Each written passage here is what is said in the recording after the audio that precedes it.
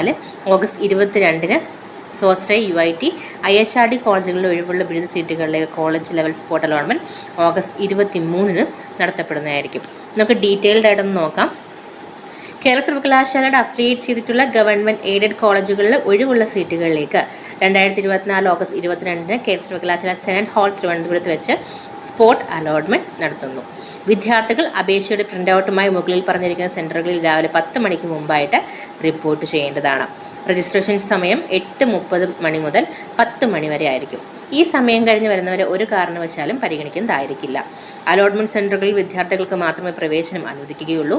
ഏതെങ്കിലും കാരണത്താൽ നേരിട്ട് ഹാജരാകാൻ സാധിക്കാത്ത വിദ്യാർത്ഥികൾ ഓതറൈസേഷൻ ലെറ്റർ അഥവാ സാക്ഷ്യപത്രം നൽകേണ്ടതാണ്. അതായത് രക്ഷകർത്താവിന് നൽകി അയക്കാവുന്നതാണ്. കേരള സർവകലാശാലയുടെ അഫിലിയേറ്റ് ചെയ്തിട്ടുള്ള സ്വാശ്രയ UIT IHRD കോളേജുകളിലെ ഒഴിവുള്ള സീറ്റുകൾക്ക് August 23 allotment. College level 2024 August 23 spot അലോട്ട്മെന്റിൽ പങ്കെടുക്കാൻ വരുന്ന വിദ്യാർത്ഥികൾ അതാത് കോളേജുകൾ രാവിലെ 11 മണിക്ക് മുമ്പായിട്ട് റിപ്പോർട്ട് ചെയ്യേണ്ടതാണ്. നിലവിൽ കേരള സർവകലാശാല അഫിലിയേറ്റ് ചെയ്തിട്ടുള്ള കോളേജുകളിൽ അഡ്മിഷനുള്ള വിദ്യാർത്ഥികളെ പ്രസ്തുത സ്പോട്ട് അഡ്മിഷനിൽ പരിഗണിക്കുന്നതായിരിക്കില്ല.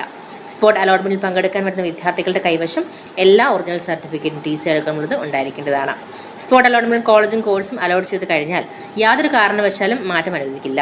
ഇതുവരെ അഡ്മിഷൻ ഫീ അടയ്ക്കാത്ത വിദ്യാർത്ഥികൾക്ക് സ്പോട്ട് അലോട്ട്മെന്റ് അഡ്മിഷൻ ലഭിക്കുകയാണെന്നുണ്ടെങ്കിൽ യൂണിവേഴ്സിറ്റി അഡ്മിഷൻ ഫീ SC വിദ്യാർത്ഥികൾക്ക് 930 രൂപയും ജനറൽ മറ്റ് സഫർണ വിഭാഗക്കാർക്ക് 1850 രൂപയുമാണ് അത് അടയ്ക്കേണ്ടതായി.